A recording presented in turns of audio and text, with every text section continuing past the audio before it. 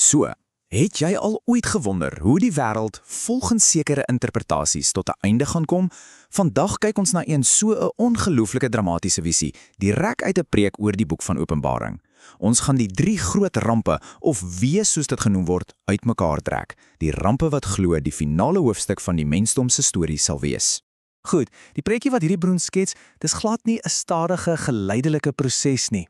Nee, dink eerder aan 'n blitsvinnige, superintense en katastrofiese reeks oordeele. Dis basies 'n gedetailleerde padkaart na wat hierdie interpretasie beskryf as die absolute einde van die mensdom soos ons dit ken.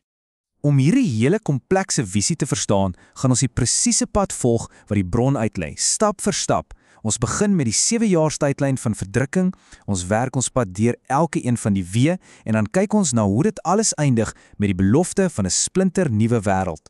Die hele raamwerk vir al hierdie apokaliptiese gebeure, die hele verhoog waarop hierdie drama gaan afspeel, is 'n baie spesifieke tydperk wat bekend staan as die 7 jaar verdrukking.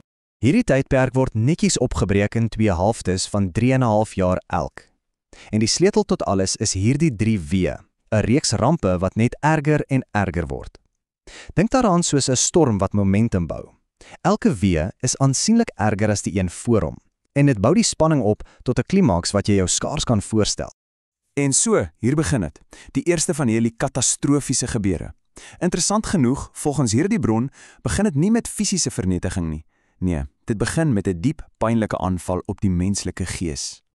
Hierdie eerste weë word beskryf as 'n 5 maande lange skrikbewind. Dis georkestreer deur 'n figuur wat die dier genoem word en sy teiken spesifiek gelowiges. Hulle lojaliteit word tot die uiterste beproef en vir die wat weier om hom te aanbid, wel, die bron sê, hulle word aan intense pyniging onderwerp. So, na daardie intense geestelike beproewing verander die hele prentjie dramaties. Volgens die bron word die wêreld nou in 'n konflik gedompel wat nie net die siel teiken nie, maar die fisiese bestaan van die mensdom self bedreig. Wat ons hier sien, word geïnterpreteer as niks minder nie as 'n wêreldwye kernoorlog, 'n derde wêreldoorlog. Die skaal hiervan is amper onmoontlik om te begryp. Dit is so vernietigend dat dit 1/3 van die hele menslike bevolking uitwis. So, die groot punt hier is hierdie dramatiese eskalasie van geestelike lyding na katastrofiese fisiese vernietiging. En dit bring ons by die finale en die absoluut mees vreesaanjaende stadium. Dit is die klimaks van al die lyding. Hierdie bron beskryf dit as die direkte en onverdinde uitstorting van goddelike oordeel. Nou, die derde weë is nie net een enkele gebeurtenis nie. Nee, dis 'n vinnige opeenvolging van 7 pla. Hulle word die 7 bakke van God se toorn genoem en hulle word een na die ander op die aarde uitgegiet. Hierdie 7 oordeele is basies die finale, sistematiese aftakeling van die wêreld soos ons dit ken. Kom ons kyk gou na die onstuitbare golf van vernietiging wat elkeen volgens hierdie bron saambring. Die aanval begin direk op die mensdom en ons lewensbronne. Eers pynlike sweer wat op die volgelinge van die dier uitbreek. En dan, iets ondinkbaar, die hele oseaan verander in bloed en alle seelewe vrek. En asof dit nie genoeg is nie, gebeur presies dieselfde met elke liewe varswater rivier en fontein. Die planeet word letterlik van sy drinkwater gestroop. En dit raak net meer ekstreem. Die 4de bak verander die son in 'n martelinstrument. Dit kry die mag om mense met intense skroeiende hitte te brand.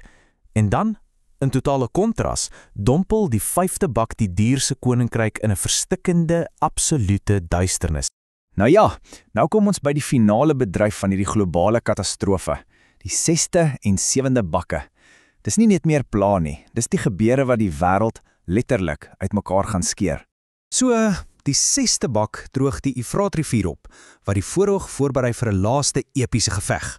Maar, dis die 7de bak wat die finale verwoestende slag lewer, 'n aardbewing wat so kragtig is, dat dit enige iets oortref wat die mensdom nog ooit ervaar het. Volgens die bron veroorsaak hierdie aardbewing die letterlike disintegrasie van die planeet se oppervlak. Stede val in puin, eilande sink onder die golwe en berge word heeltemal platgevee. En asof 'n aardbewing wat die wêreld uitmekaar skeer nie genoeg is nie, voeg die bron nog 'n element van absolute afgryse by. Haalstene reën uit die hemel uit. Elkeen het die gewig van 'n talent, 'n antieke gewigsmaat wat 'n reuse massa verteenwoordig. Jy weet, dis nie meer net 'n storm nie, dis 'n bombardement van bo. So, wat op aarde kan moontlik oorbly na so 'n totale apokaliptiese vernietiging? Wel, volgens hierdie interpretasie is dit nie die einde van die storie nie. Dis 'n geweldige, maar blykbaar noodsaaklike reset. Die bron kom tot 'n ongelooflike dramatiese gevolgtrekking. Die aarde se mantel word blootgestel en die ou wêreld word finaal deur vuur vernietig. En uit daardie as, sê hierdie interpretasie, word die weg gebaan vir die skepping van 'n heeltemal nuwe hemel en 'n nuwe aarde, maar die keer net vir gelowiges. Hierdie spesifieke interpretasie van Openbaring gee vir ons 'n ongelooflik gedetailleerde en ja, 'n vreesaanjaende padkaart van die einde. En die vraag waarmee dit ons laat is, wat is die uiteindelike doel agter so 'n katastrofiese visie van oordeel en dan hergeboorte?